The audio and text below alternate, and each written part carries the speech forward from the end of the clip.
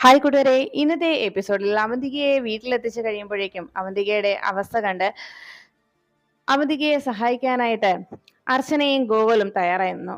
ഗോകുലിനോടും അർച്ചനയോടും അപ്പോഴും അവന്തിക പറയുന്നത്, ഞാൻ കാരണം നിങ്ങളുടെ വിവാഹം മുടങ്ങിയല്ലോ എന്നതായിരുന്നു. ആ താലികെട്ട് ചടങ്ങ് അങ്ങ് നടന്നിരുന്നെങ്കിൽ സത്യത്തിൽ എന്നെ ആ സമയത്ത് ഗോകുൽ ഹോസ്പിറ്റലിൽ കൊണ്ടുപോയത് കൊണ്ടായിരുന്നു. അല്ലായിരുന്നെങ്കിൽ താലികെട്ട് ചടങ്ങ് നടത്തിയതിനു ശേഷം എന്നെ ഹോസ്പിറ്റലിൽ കൊണ്ടുപോയാൽ മതിയായിരുന്നു എന്ന് പറഞ്ഞതും എല്ലാം കേട്ട് നിരാശയോടെ ഇരിക്കുന്ന അവന്തികയെ നോക്കി അർച്ചന പറഞ്ഞു, ഏയ് അതോർത്ത് അവന്തിക്ക് വിഷമിക്കണ്ട. ഈ താലിമാല നേരെ ചെന്ന് വീണത് ദേവിയുടെ തൃപ്പാദത്തിലായിരുന്നു. അതുകൊണ്ട് തന്നെ ജന്മജന്മങ്ങൾ ആയിട്ടുള്ള ജന്മാന്തരങ്ങളായിട്ടുള്ള ബന്ധമാണ് ഈ താലിമാലയുമായിട്ട് തനിക്കുള്ളതെന്നും അതുകൊണ്ട് ഈ താലി പവിത്രമാണെന്നുമാണ് പൂജാരി പറഞ്ഞതെന്നും ഇതിൽ കൂടുതൽ എന്ത് അനുഗ്രഹമാണ് ഇനി കിട്ടേണ്ടതെന്നുമായിരുന്നു അർച്ചന അവന്തികയോട് അറിയിച്ചത്. എന്തായാലും എന്തെങ്കിലും അവന്തികയ്ക്ക് ഭക്ഷണം ഉണ്ടാക്കി തന്നിട്ട് ഞങ്ങൾ പോകാമെന്ന് അർച്ചന പറയുമ്പോൾ, തൽക്കാലം അത് വേണ്ടതും മൂർത്തി തനിക്ക് കഴിക്കാൻ എന്തെങ്കിലും കൊണ്ടുവന്നോളുമെന്നായിരുന്നു അവന്തികയുടെ മറുപടി. ഉടനെ അർച്ചന പറഞ്ഞു, എങ്കിൽ ഞങ്ങൾ ഇറങ്ങുക, ഇനി അധിക നേരം ഇവിടെ നിൽക്കുന്നില്ല, തൽക്കാലം റെസ്റ്റ് എടുക്ക്, ഇനി എന്തെങ്കിലും ആവശ്യമുണ്ടെങ്കിൽ ഞങ്ങളെ വിളിച്ചാൽ മതിയെന്ന് പറഞ്ഞ് അർച്ചനയും ഗോകുലും കൂടി അവിടെ നിന്ന് ഇറങ്ങുമ്പോൾ റൂമിൽ തനിച്ച് നിൽക്കുന്ന ശോഭയോട് വിഷമത്തോടെ അവന്തിക ചോദിച്ചു, അമ്മയ്ക്ക് ആകെ സങ്കടമായല്ലേ? അപ്പോഴേക്കും ശോഭ പറഞ്ഞു, ഏറെ നിരാശയായി. എൻ്റെ മോൻ്റെ ഈ വിവാഹം, ഈ താലികെട്ട് ചടങ്ങ് തനിക്ക് കാണാൻ കഴിയുമെന്നുള്ള സന്തോഷത്തിലായിരുന്നു. ഇന്നെങ്കിലും അത് നടക്കുമെന്നുള്ള പ്രതീക്ഷയുണ്ടായിരുന്നു. പക്ഷേ എല്ലാം ഈ രീതിയിലല്ലേ സംഭവിച്ചത്. എന്തായാലും സാരയില്ല, മോൾക്ക് ഇങ്ങനെ ഒരു അപകടം വന്നതിനെ കുറിച്ച് ഓർത്താണ് എന്റെ വിഷമം എന്ന് ശോഭ പറയുമ്പോൾ അവന്തിക പറഞ്ഞു, വിഷമിക്കണ്ടമ്മേ, എന്റെ കൈയുടെ ഈ അവസ്ഥയൊന്ന് മാറിക്കോട്ടെ, ഉടനെ തന്നെ നമ്മൾ അവരുടെ വിവാഹം നടത്തിയിരിക്കുമെന്ന് അവന്തിക ശോഭയെ സമാധാനപ്പെടുത്തുന്നു. അർച്ചനെ, നീ അങ്ങനെ വീണ്ടും രക്ഷപ്പെടാമെന്ന് കരുതി. എന്തായാലും നീ പറഞ്ഞതുപോലെ ദേവിയുടെ എന്തോ ഒരു പ്രത്യേക ശക്തിയുണ്ട് ഈ താലിമാലയിൽ. അതുകൊണ്ടാണല്ലോ ഇപ്പൊ രണ്ടാമത്തെ തവണയും ഈ താലികെട്ട് ചടങ്ങ് മുടങ്ങിപ്പോയത് എന്ന് അവന്തിക മനസ്സിൽ ചിന്തിച്ചു. ഇനി ഏതൊക്കെ രീതിയിൽ നിന്നെ ദേവി സംരക്ഷിക്കാൻ ശ്രമിച്ചാലും ഉറപ്പായിട്ടും നിന്റെയും ഗോകുലിന്റെ വിവാഹം ഞാൻ നടത്തിയിരിക്കും അർച്ചനെ എന്ന് മനസ്സിൽ വീണ്ടും അർച്ചനയെ വെല്ലുവിളിച്ചുകൊണ്ട് അവന്തിക ഇരിക്കുമ്പോഴേക്കും സച്ചി കമലമ്മയുമായിട്ട് വീട്ടിലേക്ക് എത്തിയത്. വൃന്ദാവനത്തിലേക്ക് എത്തിയ കമലമ്മയെ അവിടെയുള്ള തന്റെ സഹോദരിമാർക്ക് മുന്നിലേക്ക് നിർത്തിയിട്ട് ദേഷ്യത്തോടെ സച്ചി ചോദിച്ചു, നിങ്ങൾ എല്ലാവരും ചേർന്നിട്ടാണല്ലേ ഇങ്ങനെ ഒരു കാര്യത്തിന് തയ്യാറെടുപ്പ് നടത്തിയത്? അമ്മയ്ക്കൊപ്പം നിങ്ങളും കൂട്ടുനിന്നല്ലേ എന്ന് ചോദിച്ചപ്പോൾ സങ്കടത്തോടെ സ്നേഹയും അനഘയും പറഞ്ഞു, അമ്മയുടെ വിഷമം കണ്ടപ്പോൾ ഞങ്ങൾ അതിന് നിർബന്ധിതരായതാണ്. അമ്മയുടെ മനസ്സൊന്ന് ശാന്തമായിക്കോട്ടെ എന്ന് കരുതിയാണ് ഞങ്ങൾ അതിനെ അനുകൂലിച്ചതെന്ന് പറഞ്ഞപ്പോൾ ഇതെല്ലാം കേട്ട സച്ചി ചോദിച്ചു, അത് ശരി, അതിരെ നീയും സ്വന്തം കൂടപ്പുറപ്പിന്റെ മരണമാണോ ആഗ്രഹിച്ചിരിക്കുന്നത്? ഇത്രയും നാളും അർച്ചനയെ കാത്തിരിക്കുന്ന 10 വർഷക്കാലമായി ഞാൻ എൻ്റെ മോൾക്കും അർച്ചനയ്ക്കും വേണ്ടി കാത്തിരിക്കുന്നു. അവർ ജീവനോടെ ഉണ്ട് എന്ന് എനിക്ക് ഉറപ്പുണ്ട്. ആ ഉറപ്പ് നിങ്ങൾക്കാരും ഇല്ലാതെ പോയത് എന്തുകൊണ്ടാണ്? എൻ്റെ അർച്ചന മരണപ്പെടണമെന്ന് തന്നെയാണോ നിങ്ങൾ എല്ലാവരും ആഗ്രഹിക്കുന്നത്?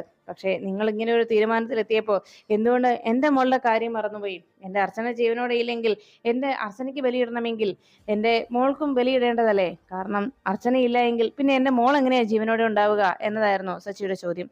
എല്ലാം കേട്ടതോടെ കമലമ്മ ആകെ ഞെട്ടലോടെ ചാടി എഴുന്നേറ്റു. മോനെ, ഞാൻ അങ്ങനെയൊന്നും ചിന്തിച്ചില്ല എന്ന് പറഞ്ഞപ്പോൾ സച്ചി പറഞ്ഞു, വേണ്ടമ്മേ, ഞാൻ അമ്മയെ അമ്മയെന്ന് വിളിച്ചിരുന്നത് എൻ്റെ ഭാര്യയുടെ അമ്മ എന്ന സ്ഥാനം കണ്ട് നൽകിയല്ല, മറിച്ച് ഞാൻ പ്രസവിച്ച എൻ്റെ അമ്മയുടെ സ്ഥാനം തന്നെയാണ് ഞാൻ അമ്മയ്ക്ക് നൽകിയത്.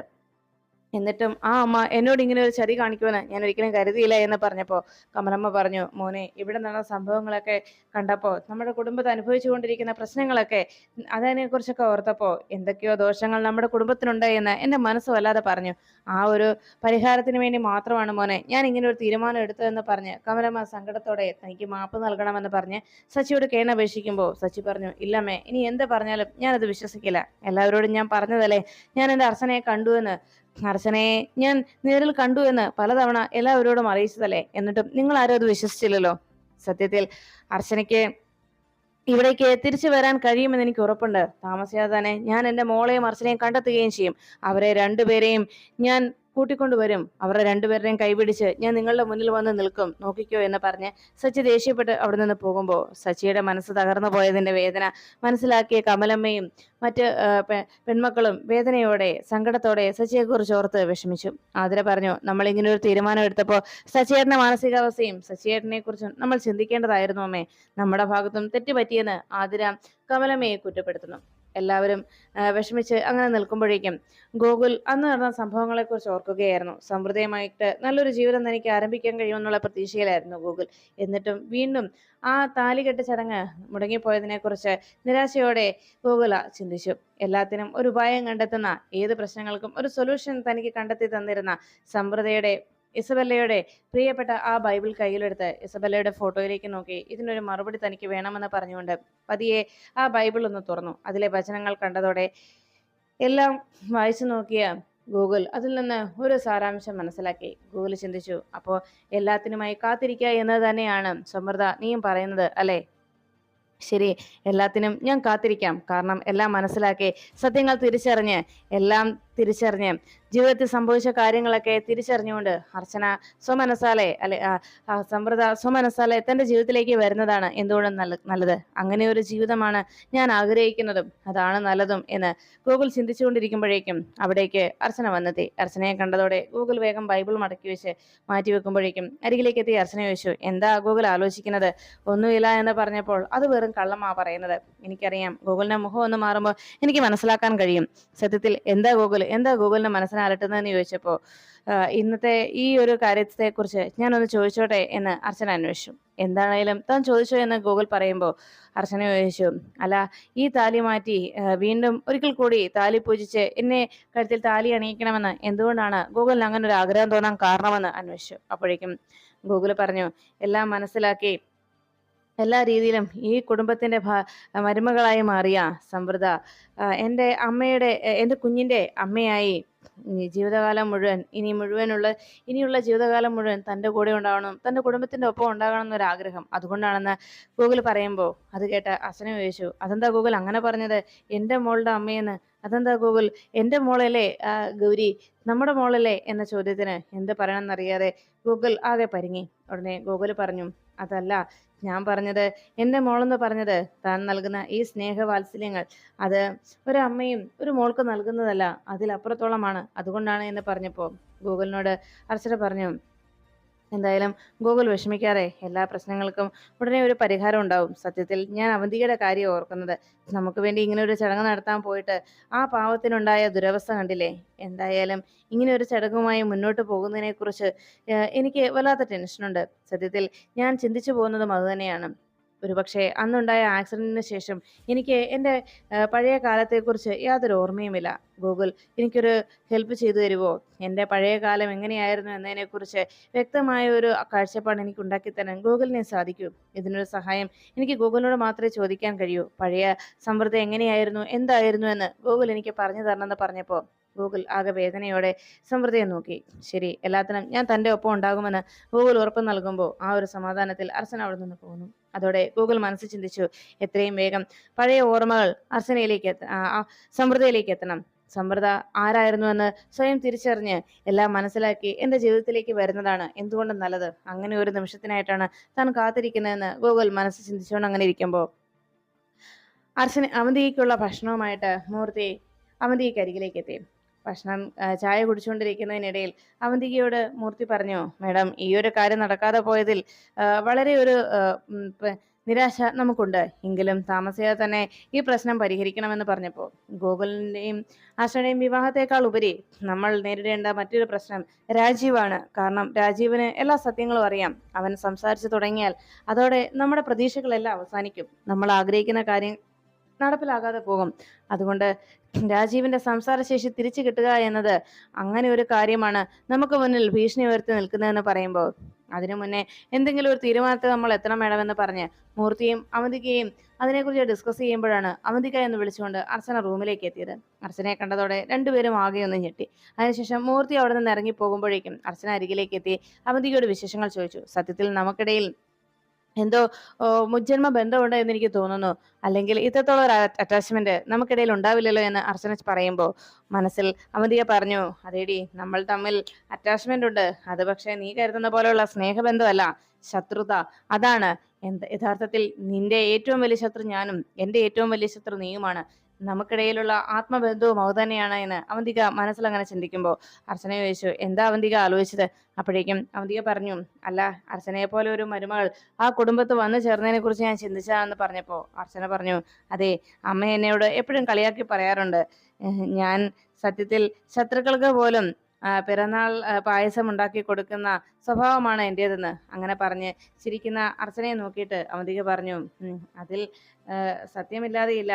കാരണം അത്തരമൊരു സ്വഭാവമാണല്ലോ ഇപ്പോൾ ഞാനും കണ്ട നാൾ മുതൽ അർച്ചനയെക്കുറിച്ച് എനിക്കും തോന്നിയത് എന്ന് അവന്തിക അറിയിച്ചു. എല്ലാം കേട്ട് ചിരിച്ചുകൊണ്ടിരിക്കുന്ന അവന്തികയോട് അർച്ചന ചോദിച്ചു, അല്ല, ജെനി എവിടെ? ജെനിയെ കണ്ടില്ലല്ലോ. ജെനി റൂമിൽ തന്നെ ഉണ്ട് എന്ന് അർച്ചന അവന്തിക കിച്ചണിലുണ്ട് എന്ന് മറുപടി പറഞ്ഞതും, ഇന്ന് എന്താണ് ജെനി സ്പെഷ്യലായിട്ട് ഉണ്ടാക്കുന്നത്? എന്തായാലും ഞാൻ കൂടി ചെന്ന് നോക്കട്ടെ, ജെനിയുടെ സ്പെഷ്യൽ ഐറ്റംസ് എന്താണെന്ന്. സഹായിക്കാനായിട്ട് ഞാനും ഒപ്പം കൂടാമെന്ന് പറഞ്ഞ് അർച്ചന വേഗം അവിടെ നിന്ന് പോന്നു. അതോടെ അവന്തിക മനസ്സിലുറപ്പിച്ചു, അധിക നാൾ നിന്നെ ഇങ്ങനെ സ്വതന്ത്രയായി വിടത്തില്ല ഞാൻ. താമസിയാതെ തന്നെ ഗോവലിന്റെ താലി ഞാൻ നിന്റെ കഴുത്തിൽ അണിയിച്ചിരിക്കും എന്ന് മനസ്സിൽ അവന്തിക ചിന്തിച്ചു. അങ്ങനെ ആലോചിച്ചുകൊണ്ട് അവന്തിക ആ കാര്യങ്ങൾ ആലോചിച്ച് നിൽക്കുമ്പോഴാണ് സച്ചി വഴിയിലൂടെ തന്റെ കാറിൽ യാത്ര ചെയ്യുന്നതിനിടയിൽ അവിടെ വഴിയരികിലായിട്ട് വണ്ടി ബ്രേക്ക് ഡൗൺ ആയി നിൽക്കുന്ന ഗൂഗിളിനെ കണ്ടത്. ഉടനെ തന്നെ സച്ചി വണ്ടി നിർത്തിയിട്ട് ഗൂഗിളിനെ വിളിച്ചു. ഗൂഗിൾ സാർ എന്ന് വിളിച്ച് അരികിലേക്ക് ചെന്നതും എന്തു പറ്റിയെന്ന് അന്വേഷിച്ചു. അറിയത്തില്ല, എന്തോ ഒരു മിസ്സിങ്, കുറച്ചു നേരമായിട്ട് ഒരു ട്രബിൾ കാണിക്കുന്നുണ്ടായിരുന്നു, ഇപ്പോൾ വണ്ടി സ്റ്റാർട്ട് ആവുന്നില്ല എന്നറിയിച്ചു. എനിക്കാണ് അത്യാവശ്യമായിട്ട് കോടതിയിൽ എത്തേണ്ടതുണ്ടെന്ന് ഗൂഗിൾ പറയുമ്പോൾ അത് കേട്ട സച്ചി ചോദിച്ചു, അതിനെന്താ സാർ, ഒരു കാര്യം ചെയ്യേ, സാറ് വണ്ടി നന്നാക്കാൻ നോക്കാതെ ഞാൻ ഇതിന് വേണ്ട കാര്യങ്ങൾ ചെയ്തോളാം. നമുക്ക് എന്ത് വണ്ടിയിൽ പോകാം, ഞാൻ സാറിനെ കോടതിയിൽ ഡ്രോപ്പ് ചെയ്യാം, അതല്ലേ നല്ലത് എന്ന് ചോദിച്ചു. സച്ചി, അപ്പൊ നമ്മുടെ വണ്ടിയോ എന്ന് ഗൂഗിൾ സംശയപ്പെട്ട് ചോദിച്ചപ്പോൾ ഇതിനുള്ള കാര്യത്തിൽ ഞാൻ തീരുമാനം ഉണ്ടാക്കാം. വണ്ടി നന്നാക്കി വണ്ടി സാറിന്റെ ഓഫീസിൽ എത്തിക്കുന്നതിന് വേണ്ട കാര്യങ്ങൾ ഞാൻ ചെയ്തോളാം എന്ന് പറഞ്ഞ് വേഗം സച്ചി ഫോൺ എടുത്ത് പിന്നെ ബിജുക്കുട്ടനെ വിളിക്കുന്നു.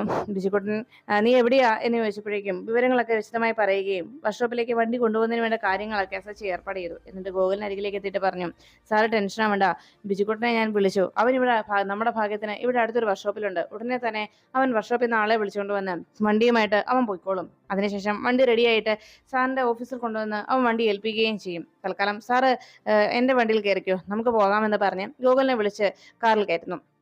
അങ്ങനെ സച്ചിയും ഗോകുലും കൂടി അവിടുന്ന് പുറപ്പെടുമ്പോൾ ഗോകുൽ പറഞ്ഞു, ഭാഗ്യത്തിന് ആ സച്ചിയെ കണ്ടത്.